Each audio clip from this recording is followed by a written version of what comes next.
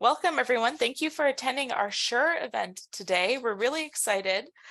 Just as a review of what SURE is a co-curricular record program for USask undergraduate students in any discipline who are conducting course-based and faculty-led research projects or do co-op internships or who are interested in doing future research in the future.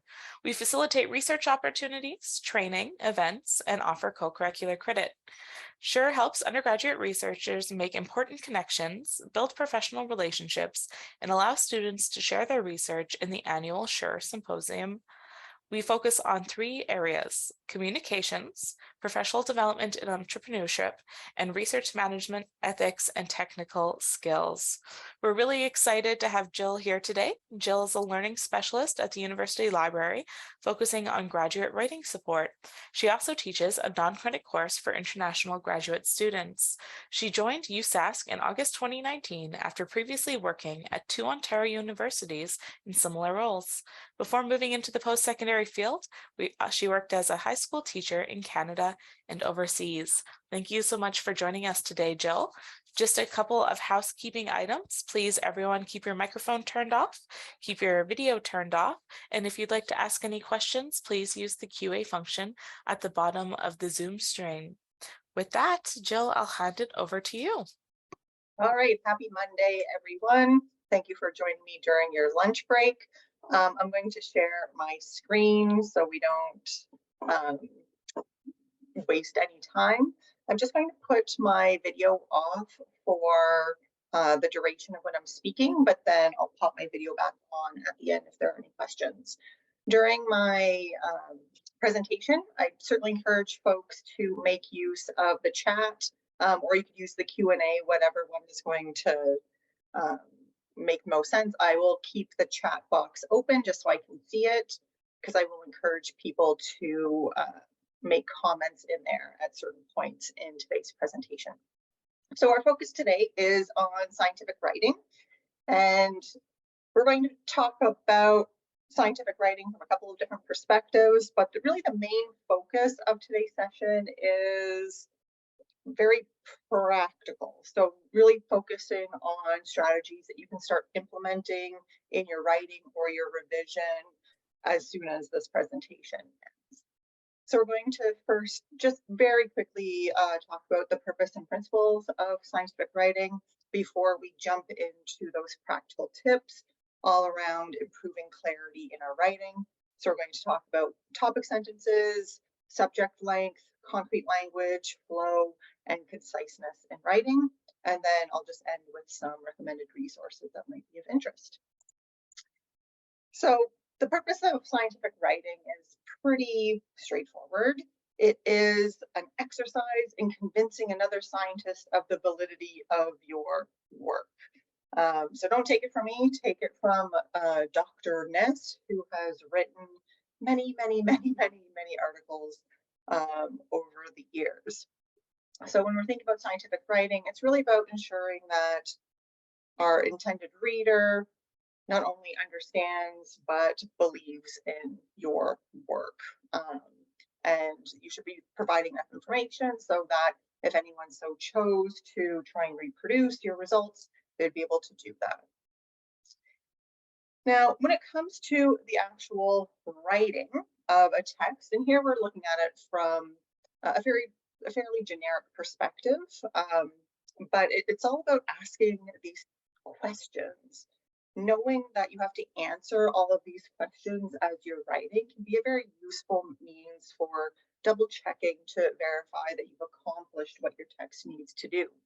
So you begin by asking yourself questions about your reader, your intended audience. So what knowledge do they already have? What knowledge do they already possess? And what do they need to know? What will they need to know? So you're trying to balance these sort of educated assumptions about what your reader already knows, and then thinking about how you're going to connect them to new information. Then you can ask yourself, okay, why am I even sharing this? Why am I writing this down? Why is it important that other people have this knowledge in front of them? Do I have something that I want them to do with this information, for instance? And so that's going to help you understand the purpose of what you are doing. And then think about genre conventions and structures that you might be expected to follow. So trying to figure out, okay, are there just certain expectations around how this is going to physically look? So for instance, if you're writing a conventional journal article, introduction, methods, results, discussion. But if you're writing a different type of text, you'd want to find out, okay, what are those different sections? What is that overarching structure that you need to follow?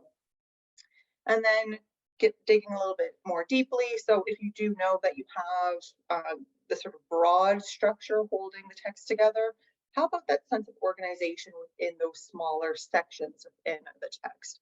So for instance, if you are writing an integrated introduction literature review, how are you organizing that information? Are you going to approach it from a thematic perspective, a chronological perspective, a mix of chronological and thematic? So figuring out how that information is going to be organized and structured, excuse me, is going to ensure that your reader is going to be able to follow along. Is there an expected style or tone that you want to strive for? And if so, how are you going to achieve this? So thinking about your word choice is going to influence that overall style or tone. How are you going to move readers from one idea to the next? So you can be thinking about this from a paragraph to paragraph level or even a sentence to sentence level. How do you keep moving your reader forward? How are you going to present data and results? Are you going to make use of figures, images? How are you going to place this in relation to the text that you are developing? And then finally, how are you going to ensure that this is going to be as readable as it can be, so that readers are going to be able to move through it without stumbling, without complication? So you have to ask lots and lots of questions, and they all ultimately come back to the reader. And the reason why we prioritize the reader is because they are the ones who have to process this information, right? It does us no good if we've put all this information together, but it's alienating to our readers because people are going to disengage unless they are highly, highly motivated to actually read that writing. So you always have to ask yourself, okay, does this reader actually have a choice as to whether or not they are going to read this work? And the more optional a piece of text becomes to a reader, the more easily their attention might wander, they might be more dismissive. So it's really important to ensure that we're putting our best foot forward when presenting our writing to an audience who may not be that invested in what we are producing. So it does not matter how pleased an author might be to have converted all the right data into sentences and paragraphs. It matters only whether a large majority of the reading audience accurately perceives what the author had in mind. So really striving for this shared understanding of the information is also incredibly critical. Now, I've been talking, and I'm going to keep talking, but as I'm speaking, I want you to start reflecting on which paragraph you prefer and why. And this is something that you can share in the chat box. Of these two pieces of text, do you prefer one to the other? So the first one reads as follows. Remote sensing technology is widely used in river ice research in which safety concerns prevent the use of direct measurements. One remote sensing technology is RadarSat-2, a satellite used by researchers to obtain geospatial information. Using RadarSat-2, researchers can document the spring melt of lake ice, showing different breakup initiation dates.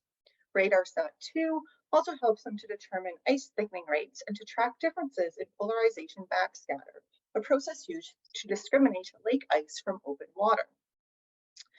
The second example, the utilization of remote sensing technology in river ice research, a field in which significant safety concerns play a role in the prevention of the use of direct measurements, has become widespread. Geospatial information can be obtained through the use of a satellite, which is known as RadarSat-2.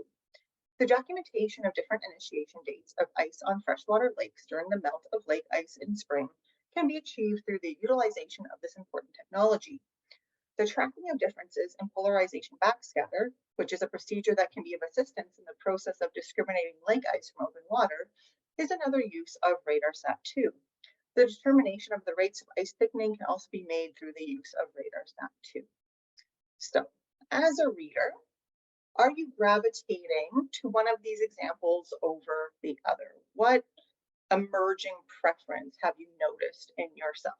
And there's not a right or wrong answer. So much of today's session is focused on understanding what you prefer as a reader and using that knowledge to inform your own writing.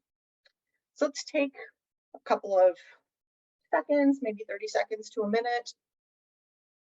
Which do you prefer, one or two? And you can provide a bit of explanation if you'd like.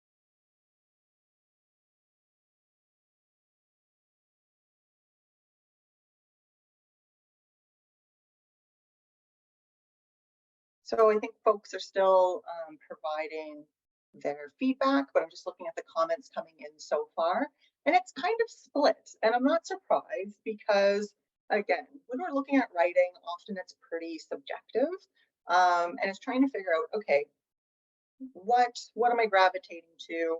And if I find a preference when I'm reading, is that something that I can incorporate into my own writing? So when we actually break these, or if we compare these two texts side by side, the information that they're communicating is pretty much the same. It's just presented in slightly different ways. So, for instance, if we were to look at the last sentence of the first example, here we're looking at the satellite's ability to determine ice thickening, and track differences in the polarization backscatter. And then there's an explanation of what that backscatter refers to. Meanwhile, in the second example, that same information is parsed out across more sentences. So we have I think it's yeah, the last two sentences are being used to communicate that same information. And so there's not actually a difference of detail. It's more differences of presentation. Um, and so when we, if you dig deeper, it becomes really interesting to actually see, okay, how differently you can communicate what is pretty similar information. So keeping some of that information in mind, you might find yourself again gravitating to one of them over the other. And very rarely in any of these types of presentations is there a sort of unanimous response because it is down to preference. But someone might argue that the first version, it has a clearer topic sentence, certainly shorter subjects, a bit less abstract, might detect a stronger flow, and certainly it's more concise. You can see it's just shorter. There's less verbiage. In the second version, you have a longer, more complex topic sentence, longer subjects, a bit more abstraction, a potentially weaker flow depending on your interpretation, and certainly there is more language present. So when we look at our different tips today, we're really going to focus on all of these elements, but we're going to, again, reflect on the fact that there's no single style to emulate. It really is about mix and matching and trying to meet the needs of your readers in a specific moment in time. So trying to understand their context in order to present information to them effectively. So we're going to look at topic sentences, how we might improve sentence structures, reduce abstractions, create some flow, focusing on two techniques, the old new information technique and parallelism, and then some suggestions for writing more concisely. Now, again, the theme of today's presentation, or the structure of today's presentation, a lot of focus on personal preference.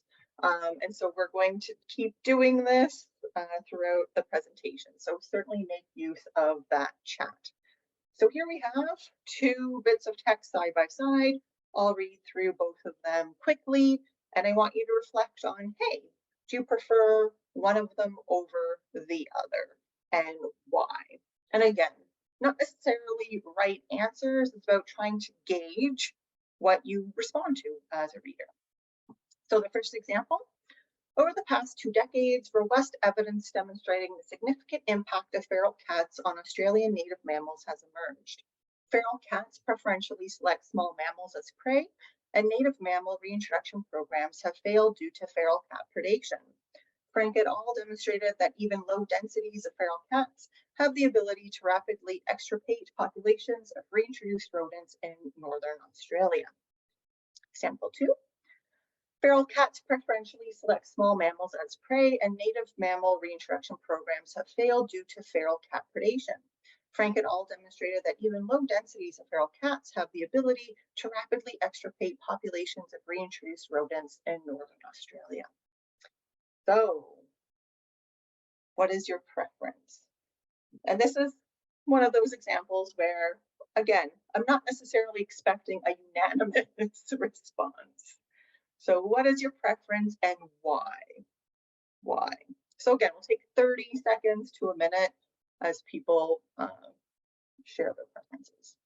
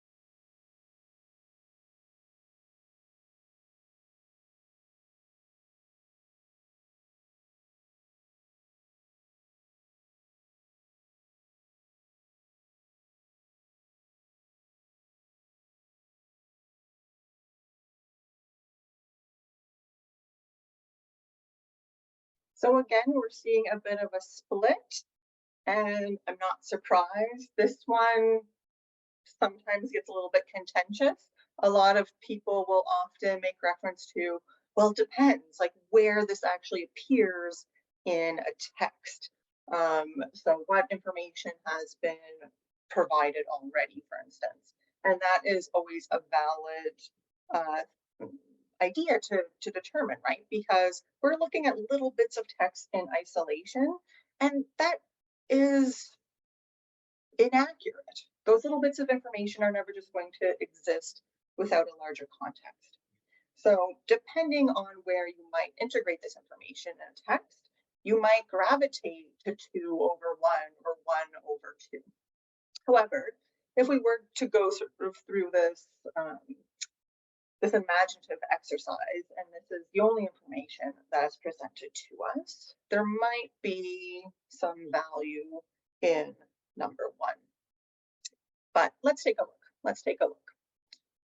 Because the only difference between these two is the inclusion of a single sentence. Everything else is the same. So that first sentence is being used as a topic sentence.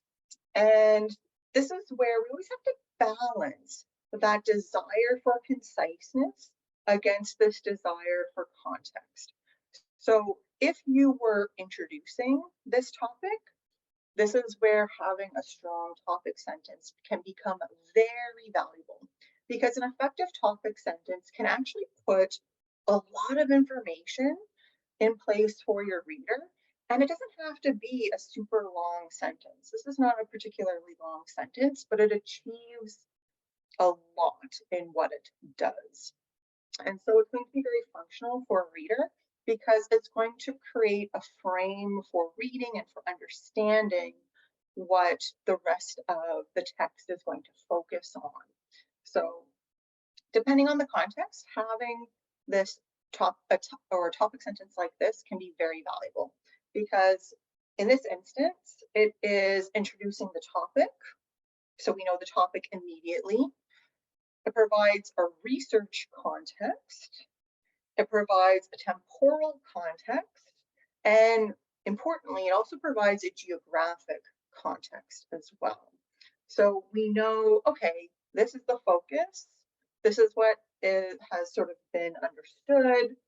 This has been going on for X number of years, and we're actually focused on this part of the world. So you might argue that actually you don't need that information. And again, it's not that there is a right or wrong answer here, but it gives us something to think about in terms of balancing our reader, what they need to understand information well, against our desire for conciseness. All right, but let's keep moving. Again, it'll be very interesting to see what pattern emerges in terms of preference for this next example. Again, it's all about trying to gauge preference and to reflect on why we are gravitating to some forms of writing over another. So here is our first bit of text. The evolution of human behaviors through the adaptation of people to the new and changing conditions of hydrological systems due to climate change suggests that a continuous reassessment of water demand models is necessary. Okay, our second example. As hydrological systems evolve in response to climate change, humans adapt to these new conditions. To monitor how changing human behavior impacts water systems, researchers need to continually reassess water demand models. So what is your preference? Do you prefer one of them over the other? And again, we'll take about a minute to respond in the chat.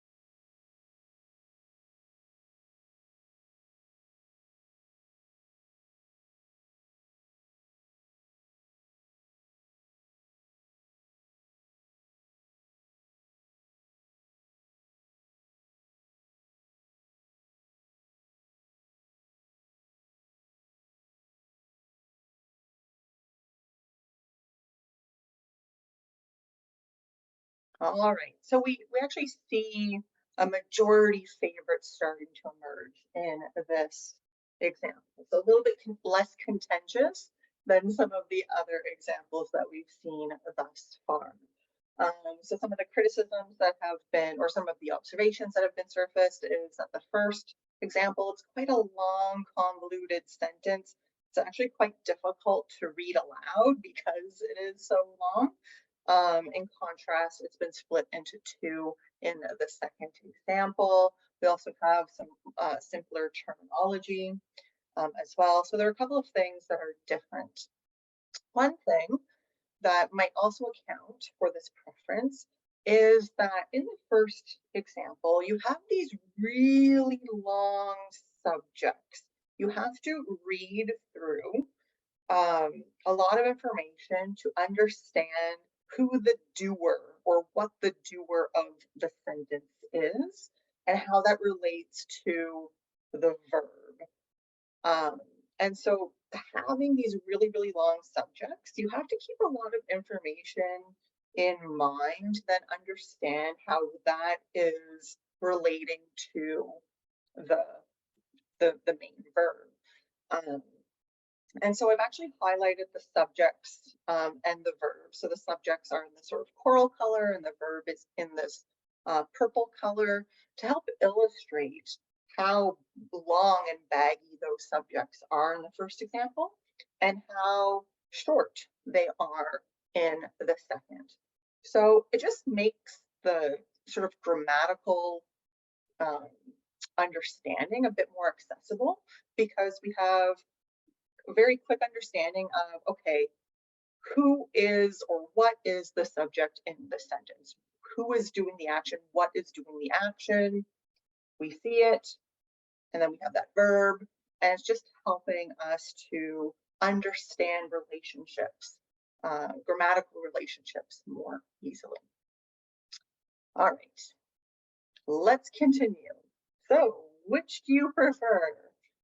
So our first bit of text, here we demonstrate that much less expensive carbon sources can be used without purification to grow high quality monolayer graphene directly on the backside of copper foils under the H2R flow. Number two, here we demonstrate that much less expensive carbon sources such as food, insects, and waste can be used without purification to grow high quality monolayer graphene directly on the backside of copper foils under the H2R flow. For food, a Girl Scout cookie and chocolate were investigated. For waste with low or negative monetary value, we used bulk polystyrene plastic, a common solid waste, blades of grass, and dog feces. For insects, another often negative value carbon source, a cockroach leg was used.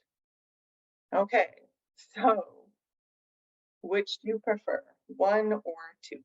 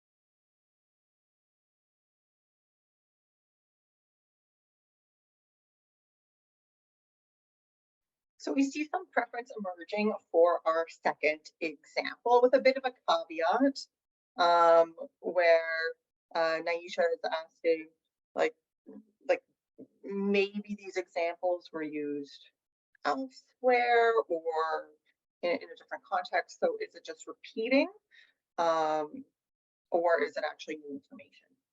And again, all of all of the text that we see would exist in a specific context that we don't currently have access to. But we can always ask ourselves, hmm, in this section, could I expand with detail or could I remove it? Does the detail become extraneous? And those are really good questions to ask ourselves. In this instance where we don't have any prior knowledge, gravitating to that second example makes a lot of sense, right? Because without that detail, things just become a little bit more abstract. And so here we see concrete language. We have reference to food and cookies and plastic and grass and a cockroach leg.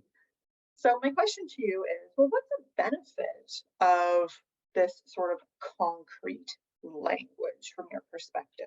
What might be a benefit of this kind of detail?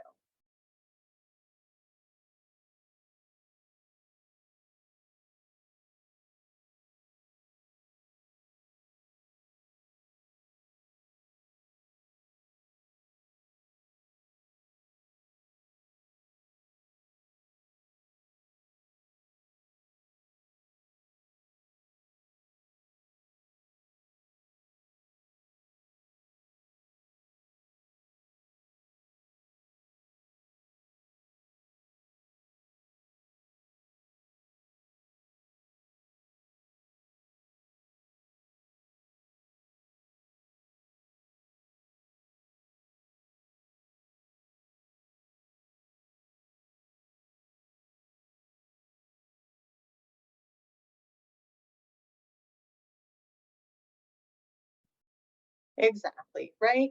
It's helping people to connect to familiar concepts. And the more of those familiar connections we can make, it's going to be easier to visualize and to understand.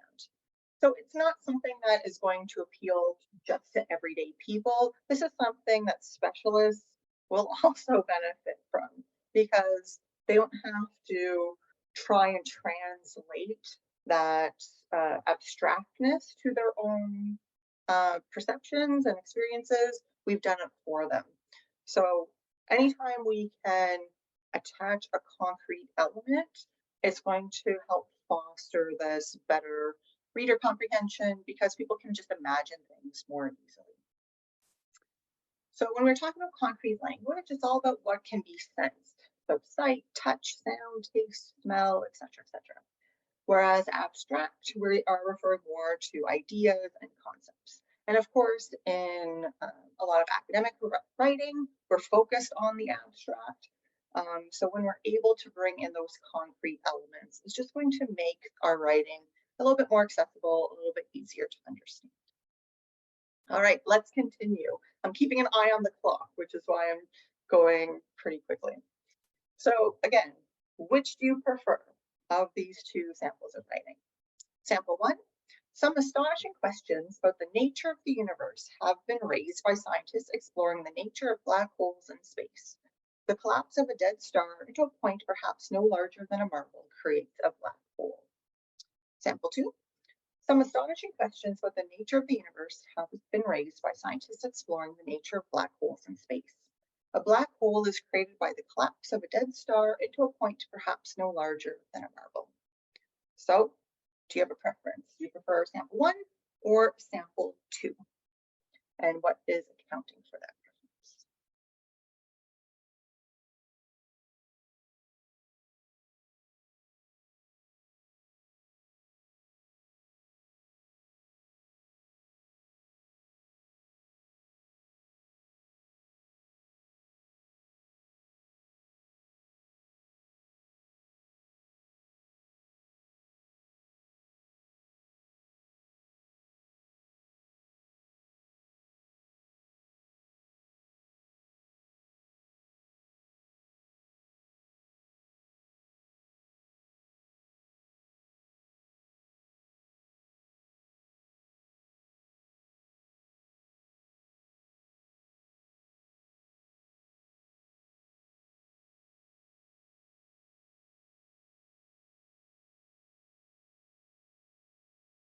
Okay, so we're seeing an emerging preference for that second example.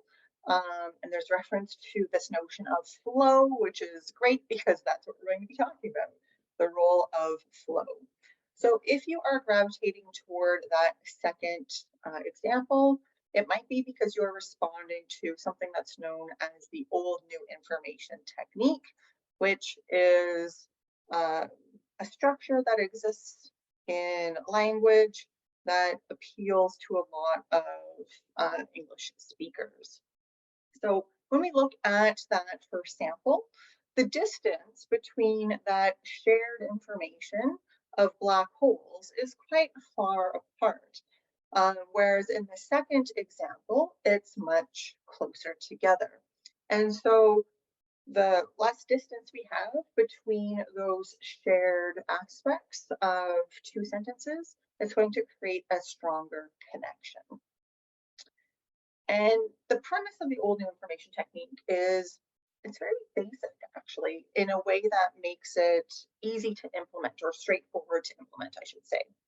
So the premise is you take the information that is shared between the two sentences and you put that at the beginning of the next sentence. So that is the old information, that's the familiar information. And then you have your major verb, and then you're going to provide the new information. And it's just going to help create a really strong link between these sentences.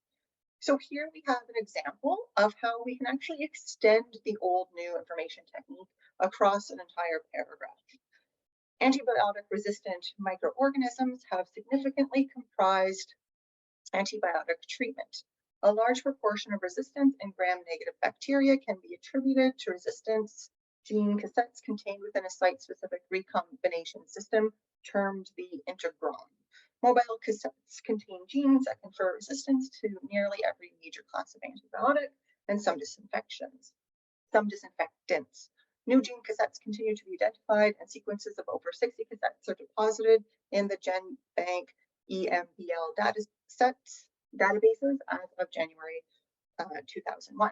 This rapid increase in the identification of gene cassettes has led to the same name being given to two different gene cassettes, or the incorrect naming of gene cassettes.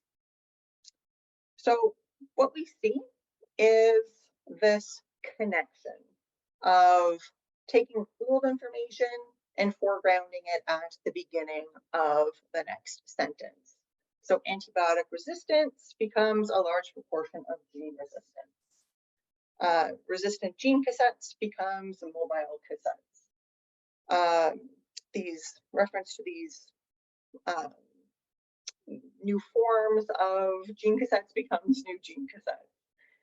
Continue to be identified becomes rapid increase, etc., etc. So it is a basic structure that you can use across sentences, across paragraphs, throughout an entire paper. Now, repeating the same language all the time might be unappealing because it might create some very repetitive text. And so the flexibility of the old new information technique is that you can actually integrate other forms of writing or expression that allow you to retain the connection between the two sentences, but allows you to do it in a more efficient way, in a different way. So a really classic example would be, say you were reporting on some journal findings and then beginning the next sentence with, this finding is blah, blah, blah, blah, blah. So here, for instance, Skipes and Wilson found that short bursts of intense exercise showed more benefits than longer but less intense workouts. This finding is consistent with those of other researchers, blah, blah, blah, blah, blah. So you don't have to repeat all of that information that's contained in the preceding sentence. We just need reference to that shared information. So this or these plus a noun can help bridge that gap. Now, we're going to also talk about parallelism in brief, and this is just sort of a reminder to make use of parallel structures. Not only does it help ensure that we're adhering to grammatical expectations, but for academics, it's very useful for keeping information organized, especially if you have some complex lists. And it also just is nice for the reader because they're able to read through without becoming distracted by the structure of the writing. So here we have an example. 3 broad ecological groups have been described, including epigeic species, which live and feed exclusively in the litter layer, endogenic species, which live and feed in the mineral soil horizon, and anisic species, which burrow deeply but feed primarily on fresh surface litter. So here we're talking about the exciting world of worms, but we're not actually interested in worms. We're just interested in how this information has been presented. And so if we were to break it down, we see reference to, okay, these are the groups. And that is already creating a structure for our reader because now they are anticipating reference to all 3 of those groups. So we have an expectation and the fulfillment of that expectation because we have reference to those 3 groups, and sure enough, we have species 1, species 2, species 3. Now, we're not necessarily using those numbers, but the structure of the writing helps us make that connection between the groups and species very in a very accessible way. And then in this instance, we have a function word which right after species, species which, species which, species which. So it's just creating that predictability. We have our verbs, live and feed, burrow deeply but feed. A little bit of disruption in that final example. And if you're going to have disruptions, often it's most strategic to have them in the last part because when that disruption happens, it won't be as distracting because the sentence or the paragraph has finished. And then in this instance, we have more nouns to help indicate where action is taking place. So the litter layer, the mineral soil horizon, and the surface litter. So just cutting across this sentence, there's a lot of information, but because the parallel structures have been employed, it's easy to keep that, or straightforward to keep that information accessible to us. All right, so let's continue. Which do you prefer and why? Sample 1, scientists recently utilized computer models to highlight how certain angiosperms become dominant in frequency when mammalian herbivores are preferentially excluded from gaining access to forest habitats. Sample 2, scientists recently used computer programs to show how some plant species become common when rabbits and deer are prevented from accessing forests. Okay, so what is your preference and why?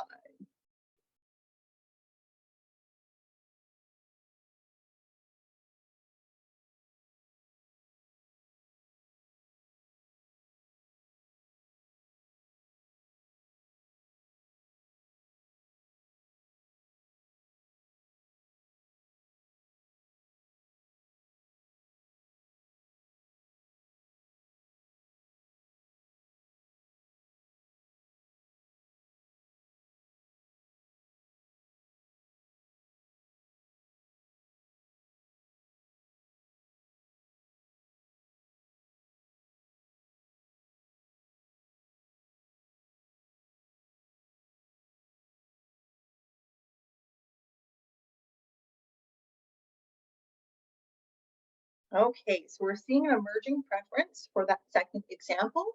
Sometimes this is one of the more contentious examples because some people will argue, but the vocabulary is more academic in that first one. And so that's why we should use it. But then other people will say, but that language actually becomes a barrier. So which one do we choose? And I think you want to be mindful, okay, is information being presented differently depending on the language that is used? Some language, it's so technical, it's so specific, you have to maintain that phrasing. Otherwise, it's going to misrepresent the information, the intended message that you want to share. However, it might be that actually sometimes you can use the simpler word because it's not going to distort the meaning in a significant way. Or it might be a matter of mixing the simple with the technical. So we always want to ask ourselves, when we have all of these options available to us, what options are going to best serve our reader? So utilize can become used, highlight can become show, angiosperms can become plant species, dominant in frequency can become common, mammalian herbivores can become rabbits and deer, preferentially excluded, prevented, gaining access, accessing, forest habitats, forests. So it might be that the best option lies somewhere in between the two, but we always want to be mindful of, okay, are we using language that is intentionally exclusionary, basically, or have we just gotten into the habit of writing that way? So we always want to be mindful of what our reader needs, who that intended reader is, and asking ourselves, am I using this word because it's technical, or am I using this word because it sounds fancy? So we always have to make these judgments for ourselves. So I love this quote. Some authors apparently believe that they must impress the reader with their erudition and mastery of multisyllabic words in order for their work to be given the appreciation it deserves. This is a mistaken notion. With scientific writing, the simplest and most direct statement of the intended message is always best. So when we are writing, and especially when we are revising, we want to think about, okay, do I have options? Do I have options to make this a bit more accessible, a bit more simple? So here we have on the left-hand side, lots of examples of very common academic phrasing that we might fall into the habit of using, but we actually have options available to us that will help us make our writing simpler, more concise, and more accessible. So a considerable amount can become many. For the purpose of, in order to, for, to, taking into account, considering, utilize, use. So again, when you have really technical language, you have to maintain that. But you might decide, okay, I'm going to balance these really technical words and phrases with simpler language to strike a better balance for my reader. All right, we're getting close to time, so I'm going to go through quickly. But here we have another example. Again, looking for your preference. So number one, exposure to test compounds for several days is commonly used to determine if they cause an inhibition of cell proliferation. Number two, cells are often exposed to test compounds for several days to determine if the compounds inhibit cell proliferation. So do you have a preference for one or two? And what might be accounting for that preference?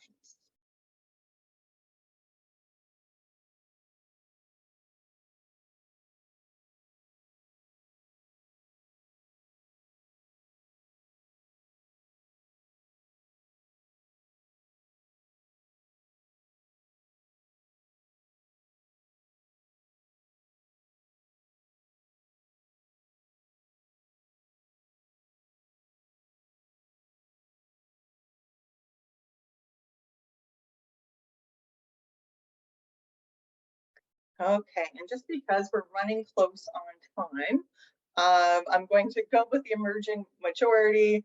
So there's some preference emerging for that second example. And there's reference to the position of the subjects, the simpler language, being more direct. And if we were to look at this more closely, we might also see the difference in terms of the role of so-called zombie nouns. In the first example, we have these two, what are referred to as nominalizations or zombie nouns that have been changed to verbs, and this can make the writing a lot more accessible. We've also made the sentence more active by placing that subject at the beginning of the sentence.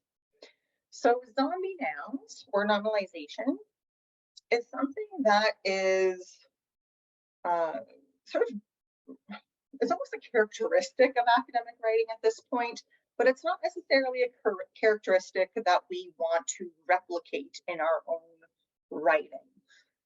Because sometimes what happens is we develop such a habit of using these nouns instead of verbs. And what happens is that for these nouns to grammatically fit in a sentence, they have to be propped up because they're lifeless on their own. So you need prepositions or other verbs to help make that noun make grammatical sense. So there's a simple solution to dealing with the zombie nouns, and that is to convert them to verbs because it will communicate the same thing. So a noun like effect can become a verb like affect. Likewise, analysis could become analyze, applicability could become apply, contribution could become contribute, etc., etc. And so when you're writing or revising, reducing these zombie words will automatically make the writing less wordy, more direct. I just want to quickly touch on active and passive sentences if you are looking for a bit of a refresher. So in an active sentence, the subject is the so-called doer of the action. It is the person sort of, or the idea or the content that is making things happen. Whereas in the passive, the subject receives the action. So an active sentence might be, the experiment shows inconclusive results. In contrast, the passive, inconclusive results were the findings of the experiment. Grammatically, there's nothing wrong with either of them. It's just a stylistic difference. And sometimes in academia, we gravitate toward these more passive sentences, but there's actually a lot of editorial and reader preference for active sentences. Literature produced by Science and Nature and other and certain scientific organizations, they actually have a stated editorial preference for active phrasing over the passive. So that is something to keep in mind. It's not that you cannot use passive sentences because they do have a function. If you want to communicate a sense of objectivity, if the subject is not known or if it's not obvious, or if it's not necessary, then using a passive sentence can be useful. Or if you want a little bit of sentence variety, you might use a passive sentence. But for the most part, there's a lot of preference from readers, from editors, for more active phrasing. Okay, we're almost at time, which is why I've been going so quickly. But when it comes to revision, what you can do is sort of take this presentation and apply it. So look at your subjects. Are they too long? Can they be reduced? Because that will automatically make the text easier to read. Can we make ideas more concrete? Can you add definitions or include examples? Is that necessary? Is it going to be valuable? In terms of flow, can you make use of the old new information technique? How about some parallel structures? When it comes to wordiness, are there unnecessary words or phrases that you might want to take out? Maybe flip some passive sentences to active sentences, and look for those zombie nouns. Can you convert those nouns into strong verbs? Because that revision process is really, really important. And you want to be mindful of what you need to include and what you might need to cut. So we don't want to be scared of cutting text. Now, I'm not going to read through all of these resources, but there are lots of really fantastic resources available on scientific writing, and I've just included some annotations here for the ones that you might want to make use of. But in terms of final takeaways, I recommend, in the same way that you were making judgments throughout today's presentation about the writing styles, the writing examples that you had reactions toward, do that when reading in your field. Make note of the academics, of the scholars whose writing you like, and try and reverse engineer it. What is it that they're doing that makes their writing so accessible? Because it might be that they're actually using a lot of the techniques that we talked about here today. And make use of the different strategies that we looked at when producing and revising your text. So I apologize for going a little bit over time, but I'm happy to stick around if there are any questions. I'll pop my video back on in case folks have anything that they want to discuss. But otherwise, thank you so much for joining me. And hopefully you have some ideas for how you might approach your writing in a slightly different way. Then thank you so much for joining us today, Jill. Absolutely wonderful presentation. Just to wrap things up, I will remind everybody that we have some more SURE events going on throughout June. If you're interested, I've included the link to our SURE website at the bottom of the chats. Please feel free to register there. Of note, later this week, we have a networking event to be held at Innovation Plate, so highly recommend going to that. And then next week, Monday, we have Globalizing the Research Mindset, another category in professional development and entrepreneurship. So we look forward to seeing you all there. And with that, I believe we will wrap everything up. Thank you again.